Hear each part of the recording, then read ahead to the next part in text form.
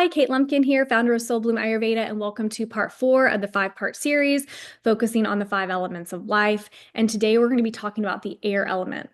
So I want you to imagine yourself going outside and the air, the wind is just whipping. What are the qualities that you would feel? And mind you, you don't have a lot of clothes on too when you're outside. It is going to feel super rough on your skin. When you're out there in the wind and it's just like very rough on your skin where you just wish you had a jacket, something to cover up the skin. So air is really rough. It's really cold. Without the sun to heat up the air, it is extremely cold. And it is also very light and mobile. The air can move really easily. And so those are some of the qualities of air. And let's talk about how air shows up in the physical body. So air likes to invade places where there is space. So if we think about where there's space in the body, there's a lot of space within our lungs. And if you think about it, we have to breathe in air. So air likes to invade our lungs. It likes to invade our sinuses, our urethra, and our womb are just a couple of the places where air likes to go. And to give you a couple examples, like a woman who is postpartum, so I'm currently around 6 months postpartum. The air element is very predominant in a woman who is postpartum because her uterus was filled up with all this amniotic fluid and the fetus, the baby, that water and that earth element, and then all of a sudden she has her baby and her uterus that is now expanded is, this open space. And so the air element rushes in and fills up that space. And that is why women who are postpartum often deal with things like constipation and dryness and anxiety and overwhelm, because those are all imbalanced systems of having too much of the air element. Because air, when it's, there's a lot in the body, it can be very, very depleting. And so that's why it's so important for anyone postpartum to focus on balancing these qualities of dryness and roughness with warm and wet. So warm oil massage and warm soups and stews. And to give you another example, when we think about the sinuses, the air element really likes to go up into the nostrils and then to, the sinuses where there can be some space here. And if there's too much of this air element within the sinuses, it's going to dry you out. When you just feel like your nostrils are just so dry and inflamed and there's just no moisture up there. Well, eventually that dryness is going to lead to inflammation. And then your body is going to try to overcompensate that inflammation with making mucus, with making that moisture, which then is going to turn into this overcompensation of too much mucus to now where you feel like you have too much stuffiness all of the time and there's just too much phlegm up here. And it's actually not the problem is not the moisture. I mean, yes, that is a problem, but the root cause is because of the dryness leading to that inflammation. So that's why it's so important to understand the qualities of this air element, because if you go out to, the store and start buying all this, nasal spray to dry up all of this, congestion you have going on, you are just exacerbating the dryness problem when the root cause is actually dryness. So, and that's where your focus should be. So, really understanding the root cause behind your symptoms is really important and finding balance there. And so, let's talk about some of the qualities of imbalanced air in the body. So, as I've alluded to, dryness is a major one. I personally deal with a lot of the air element within my body. I just always have. It's part of my constitution. We will get to the doshas at a later date, but in my body, just naturally, I have a lot of that air element. And so I'm always having, dry skin, dry eyes. These are the people who feel like they could just be in a bathtub of lotion and oil for an hour. And then, a few hours later, their skin's dry again. This is showing up that there's a lot of the air element within the body. This can show up as constipation, so dry stools. That means that there's, dryness in the intestines, dryness in the colon, dry mucous membranes, dry cough, dry eyes. And also another thing is popping joints. So whenever, you bend down and your knees crack, crack, crack, that is a sign that there's a lot of the air element within the connective tissue and the cartilage. And so, kind of just think about for a second, like, do you deal with any of that? If so, then there is this telltale sign that that air element does need to be balanced within you. And if we think about the seasons, right now we're actually coming up to the winter season, and it's naturally, the air is coming more. Like you kind of see outside, there's a lot of wind. Where I live, there's a lot of wind and air in the winter season. So combating this dryness in the winter is something that I have to take into account also depending on the season of where I'm at. And so we've talked a lot about, how the elements show up in our life depending on our stage of life. And just to recap, the five elements are always within us at all times. It's just at certain seasons of our life, at certain stages, because of lifestyle and diet, the elements are going to show up in different proportions, and some are going to be more predominant.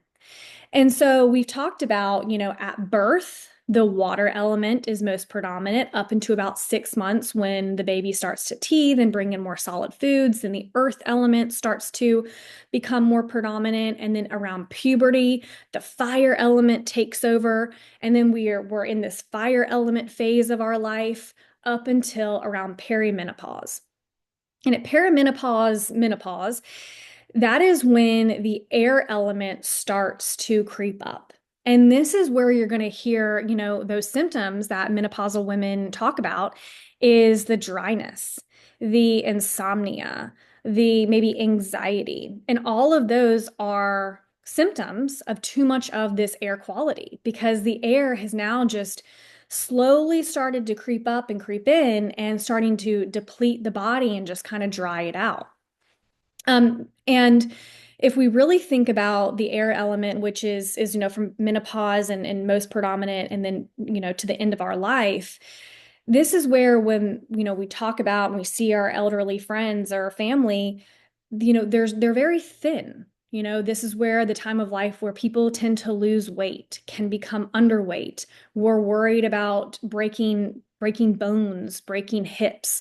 That is because the air element is really starting to come in and deplete the bones and the muscles and the body. That is why it's so incredibly important for elderly people to really focus on balancing these cold and rough qualities with warmth and oil and hydration by focusing on strength training and oil massage, making sure that you're getting all that oiliness and that hydration on the skin and also internally with healthy fats, because that is what is going to offset this air element. So let's kind of switch our gears a little bit and talk about the air element in the mental and emotional body. We've all heard the saying, they're an airhead, right? That is when someone's just kind of aloof. They're not really present. They don't feel very grounded. They're kind of just always feel like their energy is up and out. The air element is very much of an energy of up and out. And so when, there's a lot of air within our mental emotional body, this can lead to just a sense of kind of like always being in our head. We're not super grounded down into that earth element, which is the earth element is more of that like energy of down and out.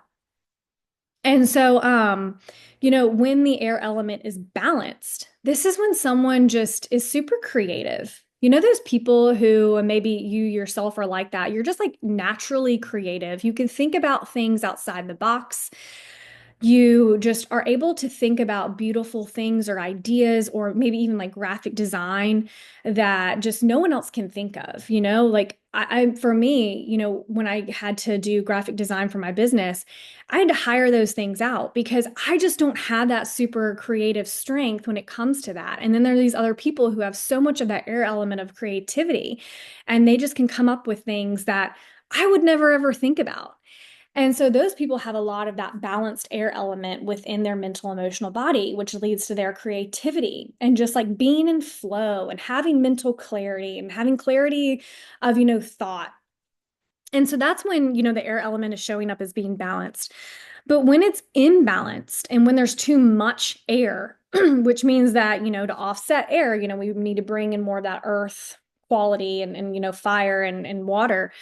But that is where it's showing up as anxiety, as overwhelm of just feeling like you're always kind of on edge. The air element is very much tied to the nervous system. And in Ayurveda and the holistic wellness world, we will always tell you that the disease does not start at the physical body, it starts at the nervous system, the mental, emotional body. If you are constantly in fight or flight, if you are constantly in stress, even if you don't really realize you're in stress, but your body is, you can't digest well, you can't sleep well, you can't move well. Your nerves are just always in this like lock state. And so making sure that at a nervous system level that you are regulated is so incredibly important. And so if you tend to be on that side of a very, anxious person, there is a lot of air element within you. And so that is where it's really important from a mental emotional state to find more of the grounding qualities that you can bring in, even if it's by taking a bath, by getting in that water, by getting in, the water element, or doing some more exercises that aren't as mobile. So running is a very mobile activity. Mobile is a quality of air that can lead to further anxiety. Um, so doing something that's a little bit more stable, like yoga or strength training, something that kind of brings you down more into your feet. And, people who deal with insomnia, sleep issues are very much attached to having too much of the air element. So I could talk a lot more about the air element. This is an element, fire and air are probably the two elements that I have the closest relationship with. So I'm going to pause here for today, and I hope that you learned something. So let's just take some time over the next couple of days to think about how the air element is showing up for you in the physical body. Is there dryness? Is there popping joints? Is there any sign of constipation? In the mental emotional body, do you ever experience anxiety or overwhelm, um, insomnia or sleep issues? Do you feel balanced here, or do you feel like there is some opportunity to balance out these qualities of cold and rough? I don't know. We're going to talk about that. And, in a further date, we'll talk about how to actually really balance it out. But today it's just about witnessing how this element is showing up for you. So let me know if you learned anything. You can leave a comment, you can write me an email, you can shoot me a DM on Instagram. But we will be circling back to the final part 5, here in the next couple of days. So thank you for being with me if you're still listening, and we will talk soon.